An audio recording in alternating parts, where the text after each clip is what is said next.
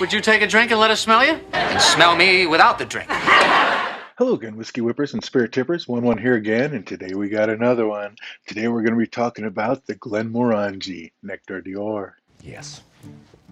Yes. I hope this is working out. This is my first time ever using ear pods. Hopefully it picks up the voice so it's not doesn't have those quiet moments. I know it's absolutely ridiculous. I'm a DJ and I've just never even worried about the sound on this, and I know it can get pretty quiet at times. So I have like three lapel mics. I can't believe I haven't just hooked that up yet. So we'll be getting around to doing that. Usually it's like by the time I do this, I just want to kind of open it up, do it, and get it done. So I will get on that and get it going, but hopefully this works out for today. Hopefully you guys can hear me okay and the sound's not too bad. But today, yeah, I got this one for my birthday, Glenmorangie, the Nectar d'Or. Absolutely. I've tasted this one in the little 4-pack before, and I remember it being super sweet, almost like a dessert wine. So that was like 4 years ago. So I'm totally excited. Got the real bottle, excited to crack this bad boy open and check it out.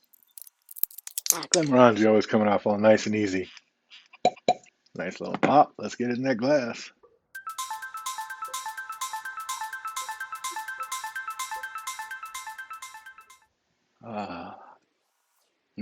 Actually smells a little more tart than I remember.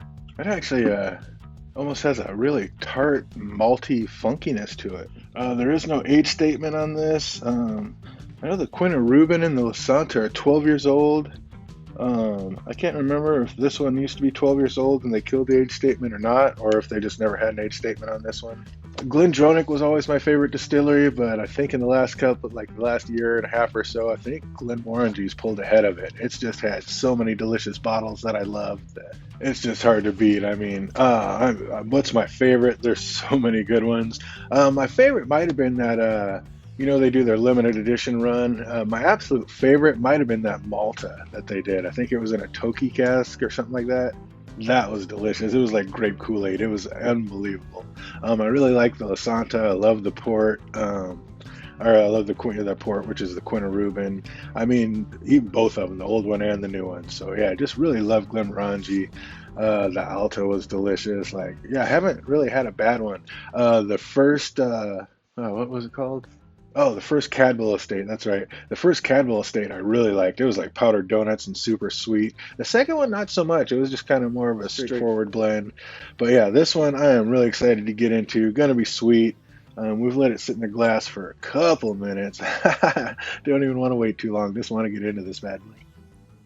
Really, really malty note. I was expecting this to smell a lot sweeter from memory, but I don't know if it's changed or if this is a different batch variants or what. But man, this smells a lot maltier and funkier and just a little more tart than sweet. And I remember this being a really sweet one. Oh yeah, just super malty, funky forward. Just a malt funk. That's the first thing and pretty much the main thing I'm smelling. A little bit of like lemon pith and rind behind it, but just super malty. That's interesting. Huh. Really excited to taste this, so let's get into it. Cheers, everybody. Wow.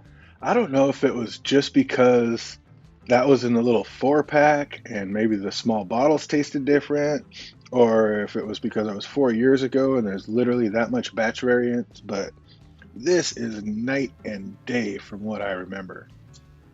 I recorded tasting that. It was like one of probably my very first tasting video, and I never really put it out. It was so long. I did it all at once.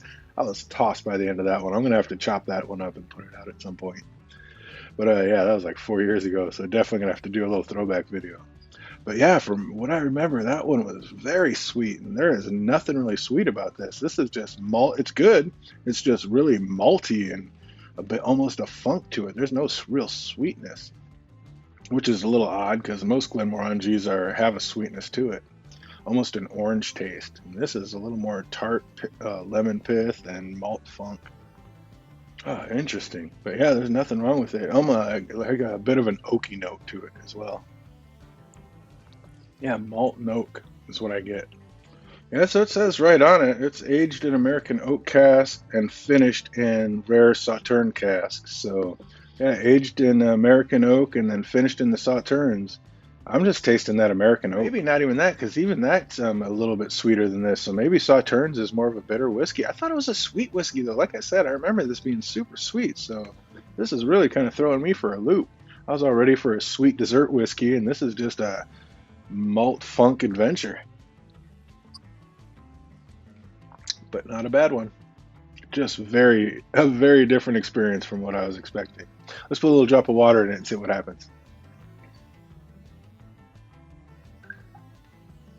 This one's coming in at 46% ABV, so right there in the fun zone at 92 proof. No real hug, no burn, floats right down.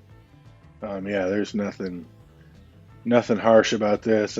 Glenmorangie, it's usually, I mean, you want to say it's like a good beginner's distillery because most of the spirits are pretty easy drinking, but I think they're really flavorful and I like them. I mean, I don't really like the peated whiskeys. I like kind of the sweeter ones. Coming from the rum world, I like sweeter whiskeys, but I like all kinds of whiskeys. I just don't like the super heavily peated ones.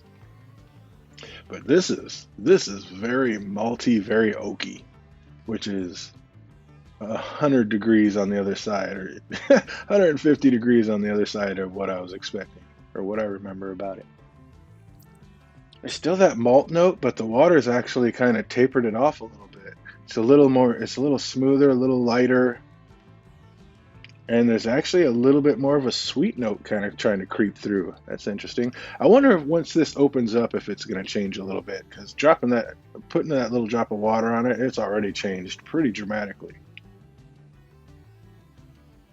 That malt funk is kind of tapped down and it's just gotten a little lighter, like I said, with a touch of sweetness trying to creep through. That sounds so weird when talking through these things, never doing this. I hope the sound's coming through. I could record this whole thing and it might be silent once I turn it off. Who knows? Then I look up and don't see the record. I'm like, oh no. There it is. It's going. So it's taping. Just don't know what the sound's going to sound like. A lot sweeter, a little bit of more of a powdered sugar note that came through, almost a cotton candy type sweetness trying to creep through that real oaky malt funk. Let's see if it does it on the taste. Slanjava. More of a silky smooth caramel. Again, it takes away some of that oakiness, a little bit of that funk, and kind of tapers it off into more of a light, smooth, easy, sweet sipper. It's not sweet dessert whiskey like I remember it being, but it's definitely easing off that super heavy, oaky, malty funk. But yeah, definitely. It's very rare that I like a whiskey with a drop of water in it more than neat, but I believe this is one of those whiskeys. I believe this one does do a little bit better with a couple drops of water in it than it does neat. Wow, didn't expect that. Let's see how it fares over ice.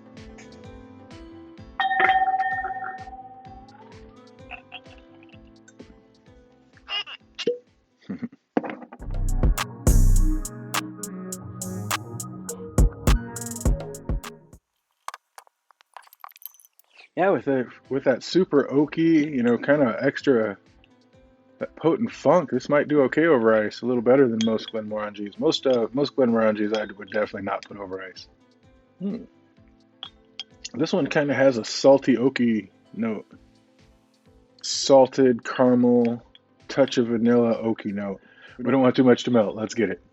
Prost. That didn't hold up at all.